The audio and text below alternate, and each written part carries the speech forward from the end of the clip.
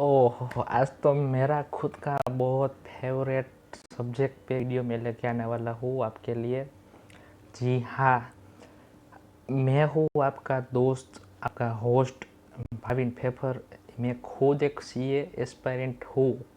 मैं खुद CA student हूँ। मैंने बहुत नज़दीक से सीए की लाइफ देखी है, तब जाके मैं खुद ये सीए कर रहा हूँ। ठीक है, तो क्या है पूरा सीए? क्या मैं आपको बताऊँ एक बात कि हाई रेपुटेशन देने वाला, हाई आपको इनकम देने वाला कोई भी कोर्स जो है, ठीक है, वो ये सीए से ऊपर कोई है ही नहीं। ये सीए इकलौता ऐसा है कि आप 0 रुपये में करके आप खुद की प्रैक्टिस करके या जॉब करके अनलिमिटेड इनकम कर सकते हो। अनलिमिटेड, जिसकी कोई लिमिट नहीं है। ठीक है, तो क्या है सी ए कोर्स से रिलेटेड पूरा डिटेल्स, जिसमें हम क्या जानने वाले हैं कि क्या क्या एलिजिबिलिटी होती है, क्या क्या परसेंटेज होते हैं, क्या क्या स्ट्रगल होती है, क्या उसका पावर होता है, क्या सब कुछ मैं पूरा इस वीडियो में मैं आपके लिए लेके आने वाला हूँ। क्या सी ए से ले, जो कि खुद भी मैं हूँ, मैंने अनुभव भी किया है, तो मेरे को इस सब्जेक्ट को एक्सप्लेन करने में क्या कहते हैं, कुछ ज़्यादा तैयारी नहीं करनी पड़ी। जो मैं अनुभव किया है वही मैं तुरंत आपको आज आपको मैं बताने वाला हूँ। और मेरे खरेखर दिल से बहुत करीब है ये सीए। मैं कहीं पे जाता हूँ ना, मेरे को पता नहीं अचानक कुछ सीए से क्या ऐसा लगाव है मेरे को कि मैं कहीं पे जाता हूँ ना, तो भी वो सीए का बोर्ड देखता हूँ तो मेरी तुरंत नजर उधर चली जाती है। वो कुछ मेरे को दिखता ही नहीं है। कुछ ऐसा ही, कुछ अलग लव, प्यार, या आप जो भी कहना चाहो आप कह सकते हो। तो आज मेरा वाकई में खुश बहुत हूँ, सीए से लेकर मेरे को बोलने का मौका मिला। तो चलिए शुरू करते हैं। ये तो रहता ही होता ही रहेगा। तो कुल मिला के मैं 8 टॉपिक्स आपके लिए लेके आया हूँ सीए रिलेटेड। पहला सीए कोर्स ओवरव्यू और उसका रोड मैप क्या है वो है। दूसरा है कि सीए में आपका टोटल सब्जेक्ट क्या क्या आता है वो है। तीसरा है कि आपका टाइम ड्यूरेशन कितना लगेगा, कितने साल में आप सीए बन सकते हो। इसमें भी 2 टाइम मैं आपके लिए लेके आया हूँ, एक आफ्टर 12th और एक आफ्टर ग्रेजुएशन, बीकॉम हो या कोई भी फील्ड से हो। दूसरा है कि भाई टोटल एक्सपेंडिचर इसमें कितना लगता है, एक्सपेंस कितना लगता है सीए करने में। अभी जैसे मैं बोला आपका 0 रुपये में आपका एक्सपेंस हो जाएगा, वो भी अब मैं प्रूव करके आपको दूंगा। 5वां पॉइंट है कि इसमें एलिजिबिलिटी क्या है सीए करने के लिए। छठा है कि इसमें सैलरी हो, आप जॉब करते हो तो सैलरी बेस क्या है आपकी सीए की, as a fresher CA, as a experience CA. बाद में आप खुद की सपोज मान के चलिए फर्म करने वाले हो तो क्या क्या आपका इसमें अर्निंग रहेगा। 7वां पॉइंट है कि सीए के पास पावर क्या होती है। 8वां के एफर्ट्स कितने लगते हैं सीए में। ठीक है, तो ये पूरा मैं वीडियो मैं आपको डिटेल्स टू डिटेल्स बताऊंगा। और मैं आपको एक चैलेंज मार के कहता हूँ कि पूरा आप यूट्यूब ढूंढ लीजिए, ये कोर्स में मेरे से ज़्यादा डिटेल्स में कोई आपको नहीं बताएगा। ठीक है, क्योंकि मैं खुद को ही इतना बहुत, मैं दिल से बहुत मैं सीए को प्यार करता हूँ। जितने सीए मैं सभी को रिस्पेक्ट भी बहुत करता हूँ, और सीए से कुछ मेरा अलग ही लगाव है। तो चलिए शुरू करते हैं, मेरी तो होती रहेगी बात। पहले हम पहली टॉपिक की बात करें तो सीए का कोर्स किया है और उसका पूरा ओवरव्यू किया है। ठीक है, तो फर्स्ट होता है जो 12th के स्टूडेंट है, आफ्टर 12th कोई सीए करना चाहेगा तो उसके लिए एक फाउंडेशन रूट है। ठीक है, तो फाउंडेशन के बाद आपको एक एग्ज़ाम आती है सीए इंटरमीडिएट, और उसके बाद आपका आता है सीए फाइनल। ये 3 ही पड़ाव है, लेकिन 3 पड़ाव के बीच में 2 बात और है। वो क्या क्या है, आपने जैसे ही 12 पास कर ली तो उसके बाद आप फाउंडेशन की एग्ज़ाम दे सकते हो। फाउंडेशन की एग्ज़ाम आप क्लियर कर दोगे, उसके 9 मंथ, 1 साल के बाद ही आप इंटर की एग्ज़ाम दे सकते हो। इंटर में भी 2 ग्रुप है, आप एक साथ देना चाहोगे तो एक साथ दे सकते हो, या 1 बाय 1 देना चाहो तो भी आप दे सकते हो। जैसे ही आपका इंटर की एग्ज़ाम ख़त्म होती है उसके बाद में एक आपका ITOC की ट्रेनिंग आती है। आईटी की मीन्स के आपको सब प्रैक्टिकल सिखाया जाएगा। भाई अकाउंटिंग किया सिखाया जाएगा, आपको जीएसटी सिखाया जाएगा, इनकम टैक्स सिखाया जाएगा, बाद में एडवांस एक्सेल वगैरह सब कुछ जो इस बिजनेस या इस प्रैक्टिस से या इस फील्ड से जुड़े हुए वो आपको सिखाया जाएगा। उसके बाद वो 15 दिन की ट्रेनिंग आती है, उसके बाद दूसरी 15 दिन की ट्रेनिंग आती है ओसी करके, ठीक है। उसमें आपको प्रोफेशनल कैसे रहते हैं, प्रोफेशनल कैसे बिहेवियर करते हैं, प्रोफेशनल कैसे बातचीत करते हैं, ये सब कुछ आपको आईटी और ओसी की ट्रेनिंग में सिखाया जाएगा। ये आपको कब करनी है, इंटर की एग्ज़ाम ख़त्म होने के बाद 2 महीने के बाद रिजल्ट आता है, उसके बीच में दौरान आपको ख़त्म कर देनी है। जैसे ही आपकी आर्टिकलशिप ख़त्म हुई और आपका रिजल्ट आया, आप सपोज मान के चलिए कि पास हो गए हो, तो आप वहाँ से अपनी आर्टिकलशिप कोई भी सीए के फर्म में, सीए के अंडर में आप चालू कर सकते हो आर्टिकलशिप, ठीक है। आर्टिकलशिप के साथ आपको एक एग्ज़ाम आती है SPOM कर की, ठीक है। उसकी आपको एक एग्ज़ाम देने के बाद ही आप फाइनल की एग्ज़ाम के लिए एलिजिबल हो। अब आपका फाउंडेशन हो गया, इंटर हो गया, ITOC ट्रेनिंग हो गया, आर्टिकलशिप हो गया, SPM की एग्ज़ाम हो गई, और उसके बाद आप फाइनल की एग्ज़ाम क्लियर कर लेते हो, तब जाके आप बनते हो क्या, चार्टर्ड अकाउंटेंट, ठीक है। आपके नाम के आगे CA लग जाएगा, ठीक है। आपका जो भी नाम है CA, जैसे मैं हूँ तो CA भाविन फेफर लगेगा। कब, जब मैं फाइनल की एग्ज़ाम क्रैक करूँगा तब। और ये फाइनल की एग्ज़ाम क्रैक करने में चलिए जस्ट मैं एक बात बताता हूँ। मैं चाहे खुद अभी CA नहीं हूँ, लेकिन मैं CA का सब कुछ वर्क करता हूँ, GST करता हूँ, ऑडिट करता हूँ, इनकम टैक्स करता हूँ, अकाउंटिंग करता हूँ, प्रोजेक्ट फाइनेंस करता हूँ, CMA डेटा, FCA डेटा, बहुत सारे मैं CA का टोटल वर्क करता हूँ, ठीक है। लेकिन मैं CA नहीं हूँ, लेकिन मेरे पास वो एक्सपीरियंस है, मेरे पास वो नॉलेज है, जैसे मैं काम करता हूँ CA का, और जस्ट अभी मेरी स्टडी भी चालू है CA की, ठीक है। तो ऐसे मैंने बहुत सारे CA तैयार किए हैं, क्योंकि मेरे को खुद से ये लगाव है CA से, इसके लिए। तो आपकी बिफोर लाइफ CA और आफ्टर लाइफ CA आप खुद जज कीजिएगा, बहुत डिफरेंट है उसमें, ठीक है। अभी मैं आपको कुछ मोटिवेशनल, मैं को मोटिवेशनल थोड़ हूँ नहीं कोई मोटिवेशनल स्पीकर, लेकिन मैं खुद ऑब्जर्व किया हूँ, मैं खुद अनुभव किया हूँ, मैं खुद कर रहा हूँ, इसलिए मैं आपको बोलता हूँ, ठीक है। आगे हम बात करें सब्जेक्ट की, तो CA फाउंडेशन में 4 सब्जेक्ट टोटल आते हैं। एक अकाउंटेंट है, एक बिजनेस लॉ है, एक QA है, और बिजनेस इकोनॉमिक्स है, ठीक है। तो इसमें 2 पेपर आपका सब्जेक्टिव है, 2 MCQ बेस है।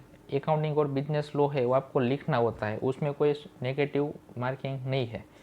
QA और बिजनेस इकोनॉमिक्स है, 2 सब्जेक्ट है, उसमें आपका नेगेटिव मार्किंग है। MCQ बेस है सिर्फ पूरा पेपर 100 मार्क का, ठीक है। अकाउंटिंग और बिजनेस लॉ में 3 घंटा मिलता है, और QA और बिजनेस इकोनॉमिक्स में 2 घंटे मिलते हैं, ठीक है।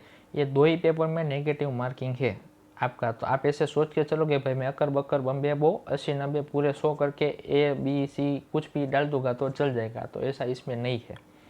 आप लोग क्या है, आपको CA करना है, चलो कुछ स्टूडेंट को CA करना है, लेकिन वो गलती क्या करते हैं बताएं, वो कोई अपने पापा मम्मी या चाचू चाची या भाई बहन फ्रेंड फूआ फूई, वो सबसे राय ले रहे हैं भाई मेरे को क्या करना है, CA करना है या नहीं करना। तो आपके माइंड में वो डर बैठा देते कि भाई CA तो बहुत टफ है। मैं ऐसा नहीं बोल रहा हूँ कि ईजी है, मैं भी बोल रहा हूँ टफ है। लेकिन अभी आप ऐसा मान के चलिए आपको भाई एक्टिवा आती है, ठीक है, आप अभी चला रहे हो एक्टिवा या बाइक आप चला रहे हो, जब आपको एक्टिवा बाइक नहीं आ रही थी तब आपको कैसा डर लगता था, तब तो चलाई नहीं जाती थी ना, स्वाभाविक बात है, तभी आपको डर लगता था। लेकिन जब आप एंटर हुए वो सीखने के लिए, एक्टिवा बाइक आपने चलाई, ठीक है, वो आपको आ गई, चलो स्टार्टिंग में आप 1-2 बार गिरे, आपको हाथ पैर सूजन हो गई, छूल गया, खून खराबा निकला, लेकिन क्या आपने छोड़ दिया चलाना, नहीं ना। तो चलाना आपको आ गया, तो आपको बाद में वो डर या हार्ड या आपको कुछ लगा नहीं ना। अभी आपकी गाड़ी सुन करके जाती है ना, आप एक हाथ से चलाते हो, ऐसे ही है। जो लोग CA करने के लिए CA से सलाह नहीं लेते हैं ना, वो सबके माइंड में उसको डर बिठाया गया है कि भाई CA बहुत हार्ड है, बहुत हार्ड है। लेकिन मैं ऐसा नहीं बोला कि CA इजी भी है, इक्वल है। जो लोग ये मान के चलते हैं भाई ये प्रैक्टिकल है, प्रैक्टिकल पूरा कोर्स है, ठीक है, और उसमें ये लोग ऐसा सोच के चलते हैं भाई मैं रीडिंग करके पास हो जाऊंगा, तो उसके लिए भाई बिल्कुल भी नहीं है। तो आप आएगा ही मत इस कोर्स में, ठीक है। तो आगे हम बात करते हैं। चलिए, सीए इंटर में क्या होता है, आप सीए फाउंडेशन आपका क्लियर हो गया तो उसके बाद इंटर में 2 ग्रुप आते हैं। ऐसा कंपलसरी नहीं है कि आपको दोनों ग्रुप साथ में देना हो, आप 1/1 दे सकते हो। तो दोनों ग्रुप में क्या है, एडवांस अकाउंटिंग है, कॉर्पोरेट अदर लॉस है, टैक्सेशन है। दूसरे ग्रुप में क्या है, cost and management accounting CMA है, ऑडिट एंड इथिक्स है, FM financial management and SM statistical management. ये 6 सब्जेक्ट टोटल है। इसमें कुछ नेगेटिव मार्किंग कहीं पे भी नहीं है, आपको इसमें एग्जेप्शन भी मिलता है। ठीक है, कई सारे लोग एक साथ दोनों ग्रुप देते हैं। ठीक है, कई लोगों को कॉन्फिडेंस नहीं होता या प्रॉपर वे से तैयारी नहीं की होती है, तो वो लोग 1/1 देते हैं। मैं प्रिपेयर ऐसा करूँगा कि भाई आपको ज़्यादा अटेम्प्ट लगाने से बेटर है कि आप दोनों ग्रुप या 1/1 कोई भी ग्रुप आप दो, प्रिपेयर हो जाओ, उसके बाद आप एग्ज़ाम दो। ठीक है, आगे हम फाइनल की बात करें तो उसमें भी 6 अपना टोटल है। कौन कौन से, पहला है फाइनेंशियल रिपोर्ट, दूसरा है एडवांस फाइनेंशियल मैनेजमेंट, तीसरा है एडवांस ऑडिटिंग। ठीक है, दूसरे ग्रुप में है पहला direct tax law and international taxation DIT। ठीक है, दूसरा है इनडायरेक्ट टैक्स IDT, तीसरा है इंटीग्रेटेड बिजनेस सॉल्यूशन IBS। ठीक है, आगे हम बात करें तो टाइम ड्यूरेशन क्या रहेगा। मैंने आपको जैसे बताया कि भाई आप 12th की एग्ज़ाम ख़त्म करते हो, उसके बाद आपको मैक्सिमम 6 मंथ लगेगा फाउंडेशन की प्रिपरेशन के लिए, और मैक्सिमम जो आपका 12th में आया वही आपका फाउंडेशन में आएगा। कुछ एक सब्जेक्ट आपका नहीं आएगा और उसमें कुछ डिटेल्स में आपको आएगा। आप जैसा फाउंडेशन ख़त्म होता है वहाँ से आपका 9 मंथ मीन्स के 1 साल, आप मान के चले कि 1 साल के बाद आप इंटर के लिए एलिजिबल होते हो। कब, फाउंडेशन पास हो जाने के बाद। 9 मंथ मैंने क्यों लिखा है कि आपका फाउंडेशन क्लियर हो जाएगा तब से 9 मंथ, रिजल्ट आने से 2 मंथ, फाउंडेशन आप क्लियर करोगे तो उसका रिजल्ट 2 महीने में आएगा। ठीक है, तो रिजल्ट से 9 मंथ, आप क्लियर होने से 12 मंथ, तो जनरली 1 साल आपका लग जाता है। बाद में आप एलिजिबल होते हैं इंटर की एग्ज़ाम देने के लिए। इंटर की एग्ज़ाम आपने दोनों ग्रुप दे दिया, 1/1 दे दिया, तो उसके बाद में आपकी एक ITOC की ट्रेनिंग आती है 15 दिन की। ठीक है, वो ख़त्म हो जाने के बाद आप पास होते हो, देन आप 2 साल की आर्टिकलशिप आती है इन कोई भी CA फॉर्म में। उसी के साथ आपको क्या है, SPOM की एग्ज़ाम होती है, सेंटर पे जाके MCQ बेस है, वही आपको देनी है, और उसके बाद आप फाइनल एग्ज़ाम में एलिजिबल हो गए।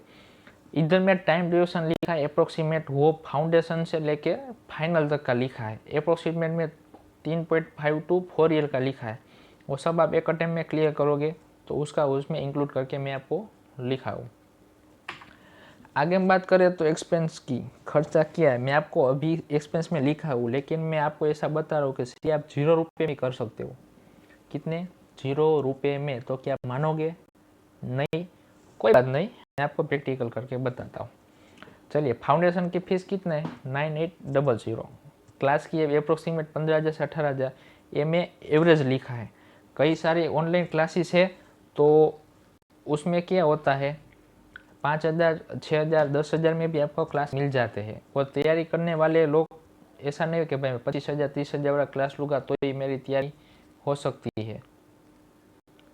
ठीक है, आगे हम बात करें तो इंटर की फीस क्या है, रजिस्ट्रेशन फी 18,000।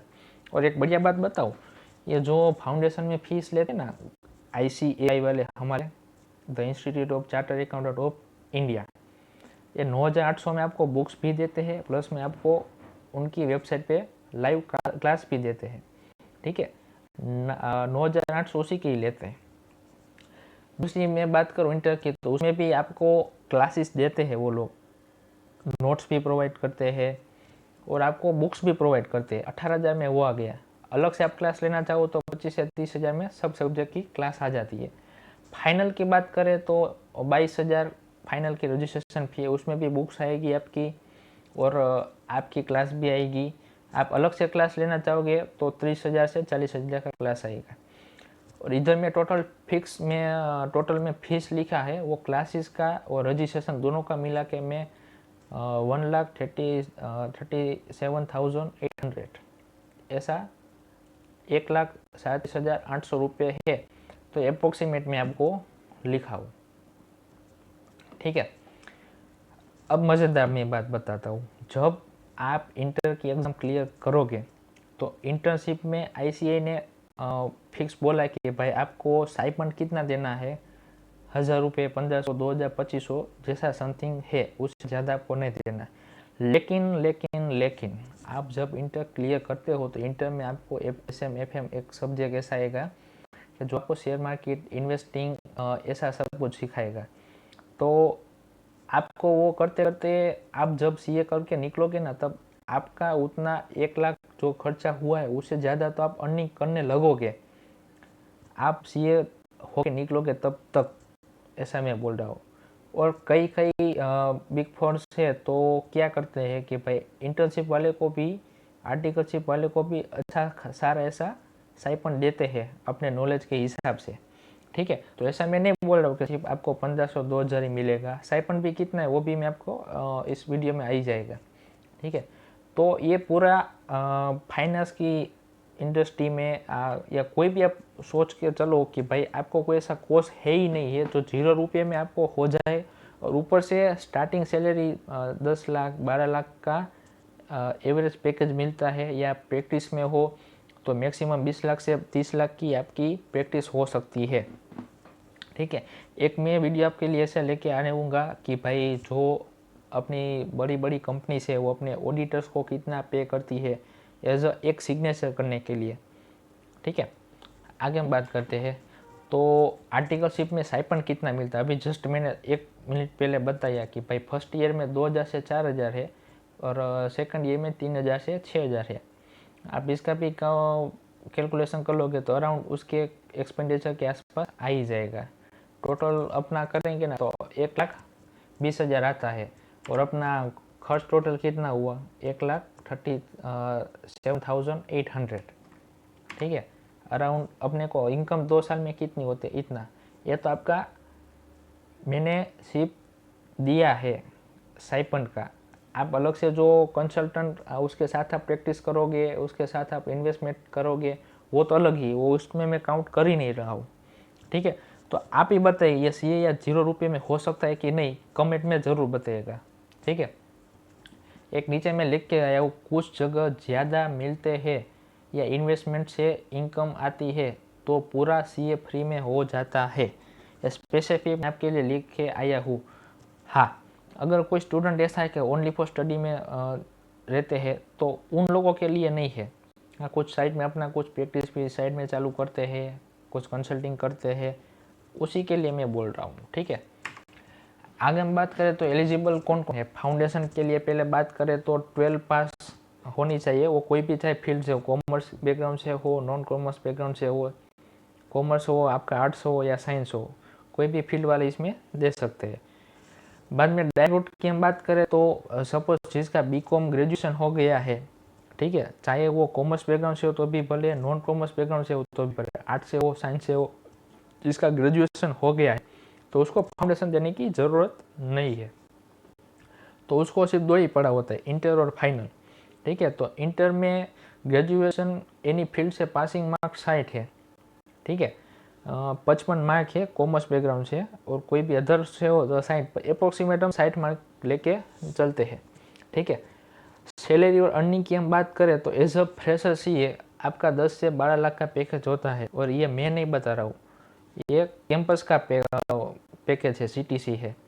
ठीक है, अगर आपका सपोज मान के चलिए 3 साल से 5 साल का आपका एक्सपीरियंस है तो 15 से 30 लाख तक आपका सैलरी जा सकती है। प्रैक्टिस का भी मैं बात नहीं कर रहा हूँ, सिर्फ सैलरी की मैं बात कर रहा हूँ। अगर बिग कंपनी है जैसे बिग फोर्स हो गई है, ठीक है, big fours, Deloitte, PY, EW, ऐसी डेलोइट ऐसी कोई बड़ी कंपनी है तो उसमें आपका पैकेज 50 लाख से 1 करोड़ तक भी जा सकता है, और उसमें फैसिलिटी भी बहुत आसानी आपको मिल सकती है। एज अ प्रैक्टिस की बात करें तो उसकी कोई लिमिट नहीं है, नो लिमिट फॉर इनकम। ठीक है, वो प्रैक्टिस की सीए की भी मैं आपके लिए एक वीडियोस लेके आऊँगा जिसमें आपको बताया जाएगा कि भाई कितना कितना उसको अर्निंग होता है। आगे हम बात करें तो पावर, अपने देश में सबसे ज़्यादा पावर किसके पास है? प्रधानमंत्री नरेंद्र मोदी जी के पास फिलहाल, नहीं तो कोई भी प्राइम मिनिस्टर होता है उसके पास होती है। तो अपने इंडिया के प्राइम मिनिस्टर ने खुद कहा है कि भाई मेरे सिग्नेचर की जो ताकत नहीं है वो आपकी सिग्नेचर की ताकत है एज अ सीए। सीए की सिग्नेचर की जो ताकत है वो एक पीए की सिग्नेचर की ताकत नहीं है। और ये स्टेटमेंट खुद इंडिया के प्राइम मिनिस्टर पीएम ने दिया है वीडियो में। आप यूट्यूब पे जाके सर्च भी कर सकते हो, आपको मिल जाएगा पूरा। एक जीएसटी काउंसिलर की मीटिंग थी, उसमें स्टेटमेंट दिया गया है। और उसके बाद बहुत सारे पावर्स है। भाई कोई कंपनी का शेयर है, अगर सपोज मान के चले उसमें आपको पता चल गया, कोई सी एज ऑडिटर आप गए, आपको पता चल गया कि भाई इसमें कुछ मिलावट है, घालमेल कर रहे हैं, तो आप उसका नेगेटिव रिपोर्ट बना देंगे तो वो पूरी कंपनी बंद हो जाएगी, शेयर्स उसके डाउन हो जाएंगे। ठीक है, आपके सीए की एक सिग्नेचर के ऊपर कोई भी इन्वेस्टर ये डिसाइड करता है, ये डिसीजन लेता है कि भाई मेरे को उस कंपनी में पैसा डालना चाहिए या नहीं डालना चाहिए। आपके एक सिग्नेचर के हिसाब से कोई भी कंपनी अपने फाइनेंशियल स्टेटमेंट को प्रूव करती है। आपके एक सिग्नेचर पे कोई भी बैंक कोई भी कंपनी को लोन देती है। आपके एक सिग्नेचर पे कोई भी कंपनी अपना एसेट वेरिफिकेशन कर सकती है। आपके एक सिग्नेचर की बहुत सारी ताकत है। जब आप सीए बन के निकलोगे तब आपको इसकी अहमियत पता चलेगा, क्योंकि मैं खुद कर रहा हूँ तभी मैं आपको बता सकता हूँ। अभी आप जो लोग सपोज मान के चलिए कि आपको भाई पेट दर्द हो रहा है और आप इंजीनियर के पास दवाई लेने जाओगे तो आपका इलाज ठीक तरह से हो पाएगा कि नहीं हो पाएगा? ऑब्वियसली नहीं। क्यों? क्योंकि इंजीनियर एक्सपर्ट है, लेकिन किसकी फील्ड में? उसकी फील्ड में। उसको अपने फील्ड का कुछ पता ही नहीं है, तो आपको कैसे वो एक्सप्लेन कर सकेगा? ऐसे ही आपको अगर सीए करना है या आपके दिमाग में सीए की सोच भी आ रही है तो आप तुरंत जाके सीए से मिलिए, उससे राय लीजिए। आप दूसरे पास से क्यों राय ले रहे हो? क्योंकि वो आपके दिमाग में ऐसा इम्पोर्ट होता है, बस ये तो बहुत टफ है, बहुत टफ है। अभी भी मैं बता दे रहा हूँ, सीए हार्ड भी नहीं है और सीए इजी भी नहीं है। एक ठोस है, जिसने मान लिया वो हार गया, जिसने ठान लिया वो पार गया। ठीक है, ये खुद मेरा ही है, मैंने बहुत पहले लिखा था, कई कबार मैं कुछ लिख लेता हूँ। तो उसमें मैं एक लिखा था, जब मेरे को सीए करना था तो वहाँ पे मैं ये लिखा था। ठीक है, तो आप ये सोच सकते हो कि भाई एज अ सीए आपकी सिग्नेचर की अहमियत कितनी है। ठीक है, अभी आपके दोस्त आपको नाम से बुलाते होंगे, लेकिन जब आपके नाम के आगे सीए लग जाएगा तो आपके घर में भी आपको सीए साहिबा या सीए साहेब करके पुकारेंगे। जो लोग आपसे जलते थे वो भी बोलेंगे कि भाई ये देखो, ये मेरा चाचा का लड़का जा रहा है, ये सीए है, ये मेरा मामा का लड़का जा रहा है, ये सीए है। एक अहमियत मैं आपको बता रहा हूँ एक सीए की सिग्नेचर की, और नाम के आगे सीए लगा आ जाने से, लगा लेने से कुछ नहीं होगा। जैसे किसी का नाम भाई इंग्लिश में होगा तो शॉर्ट फॉर्म लिखेंगे तो सीए होगा, तो उसकी मैं बात नहीं कर रहा हूँ। मैं as a chartered accountant CA की बात कर रहा हूँ।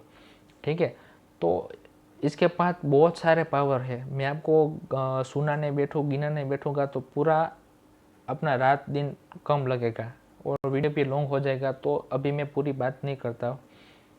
एफर्ट्स क्या क्या लगते हैं?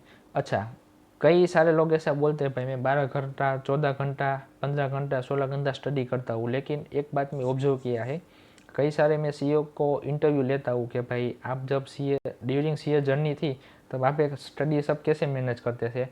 तो एक एवरेज जवाब जो उसका कंक्लूजन आता है, तो मेरे को बहुत अच्छा लगा है जान के कि भाई जो सक्सेसफुल फर्स्ट अटेम्प्ट में सीए करने वाले हैं ना, उसने एक स्टेटस की बनाई होती है। वो एग्ज़ाम में तो पढ़ते हैं, लेकिन बाकी बच्चों की तरह एग्ज़ाम के डेट आने से पूरा पढ़ने लगते नहीं। 12 घंटा पढ़ लिया, 14 घंटा पढ़ लिया, 16 घंटा पढ़ लिया, तो आपका सिर्फ क्वालिटी बेस पढ़ना हुआ है, क्वांटिटी बेस ही आपका पढ़ना हुआ है, क्वालिटी बेस आपका पढ़ना हुआ ही नहीं है। तो वो सब में एक मैं कॉमन बात ऑब्जर्व की तो किया है कि भाई वो डेली का 8 घंटा पढ़ते हैं, लेकिन वो क्वालिटिव पढ़ाई करते हैं। ठीक है, तो ये पूरा वीडियो का था। अगर आपको आपको सीए से जुड़े हुए कोई भी काम प्रैक्टिस में आना है तो वो सपोर्ट मैं देने तैयार हूँ। आपको सीए से जुड़े हुए कोई भी स्टडी के लिए कुछ भी चाहिए तो आप मेरा नंबर नीचे लिंक डिस्क्रिप्शन में है ही, मैंने उधर पर्सनल अपना नंबर भी डाला हुआ है ग्रुप का, आप मेरे को एनी टाइम मैसेज कर सकते हो, कॉल कर सकते हो। और ऐसा नहीं है कि भाई आप सिर्फ गुजरात से, मैं मोरबी से हूँ तो मोरबी वाले ही मेरे को कांटेक्ट कर सकते हैं। पूरे इंडिया में से आप कोई भी मेरे को कांटेक्ट कर सकता है। Thank you.